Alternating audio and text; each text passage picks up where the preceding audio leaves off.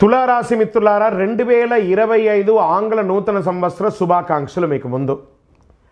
ఈ యొక్క సంవత్సరం అంతా మీకు ఎలా ఉన్నాయి శుభ ఫలితాలు అంటే, బృహస్పతి మే నుండి 9వ స్థానంలో సంచరిస్తున్నాడు, శని 6వ సంచారంలో సంచరిస్తున్నాడు, రాహు మే నుండి 5వ స్థానంలో, కేతు మే నుండి 11వ స్థానంలో సంచరిస్తున్నారు. ఈ గ్రహాల సంచార కారణంగా తులారాశి వారికి 2025 సంవత్సరం అన్ని విధాల అనుకూలం. పడ్డ కష్టాలన్నిటికీ ఒక ఫుల్ స్టాప్ కాదండి, ఫుల్ స్టాప్. పడ్డ కష్టాలు చాలు. తులారాశి వారు అద్భుతంగా ఉండబోతున్నారు. పురోగతి గ్రహం బృహస్పతి గరంగా సృష్టించడానికి భావోద్వేగాలు అంతర్దృష్టి నుంచే చంద్రుడితో కలిసి ఉంటున్నారు. మిథునంలో ఈ రెండు గ్రహాల కలయిక చాలా మంచిది. వ్యక్తుల జాబితం సానుకూలంగా ఉంటుందని కూడా చెప్పచ్చు. బుధుడు తిరోగమనం నుంచి ప్రత్యక్ష దిశలో సంచరిస్తాడు. జీవితాలు ఎన్నో మార్పులు రాబోతున్నాయి తులారాశి వారికి.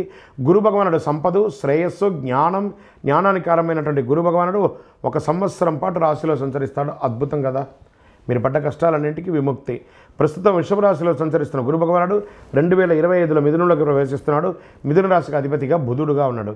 2025లో వీరికి అనేక గొప్ప అవకాశాలు, డబ్బుతో పాటు వ్యవసాయం, రియల్ ఎస్టేట్, కన్స్ట్రక్షన్ వారికి చాలా బాగుంటుంది.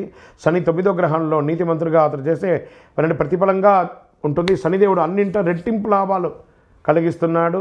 శని భగవాను చూస్తే రాజయోగం అంటారు. రాజదర్శనం, రాజయోగం, భూమి ద్వారా కలిసి రావడం, న్యాయాధిపతిగా ఉన్నటువంటి కర్మ ప్రభావం సరైన ఫలితాన్ని ఇస్తాడు భగవానుడు. సూర్య శని కలిసినప్పుడల్లా దాని ప్రభావం ప్రయోజనంగా ఉంటుందని చెప్పచ్చు. వీరికి ఊహించిన ఆర్థిక లాభం. సూర్యశనులు ఒకచోట కలవడం వల్ల ఊహించని లాభం.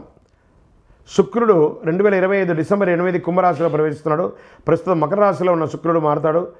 డిసెంబర్ 28 నుండి జనవరి 28, 2025 వరకు, అంటే గత నెల డిసెంబర్ నుంచి ఈ నెల జనవరి 28 వరకు శుక్రుడు కుంభరాశిలో సంచరిస్తున్నాడు.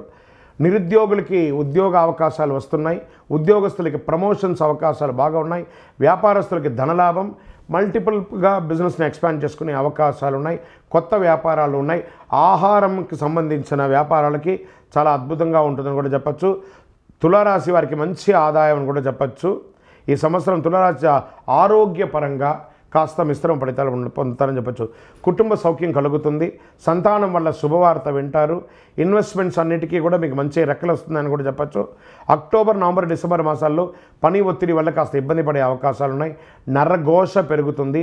తులారాశి మిత్రులారా, వ్యాపారస్తులుగా ఉన్నవారు జాగ్రత్తగా అడుగుపెట్టండి. సంతకం పెట్టేటప్పుడు ఏదైనా కూడాను అన్ని రకాలుగా మీకు మేలుగా ఉంటుంది.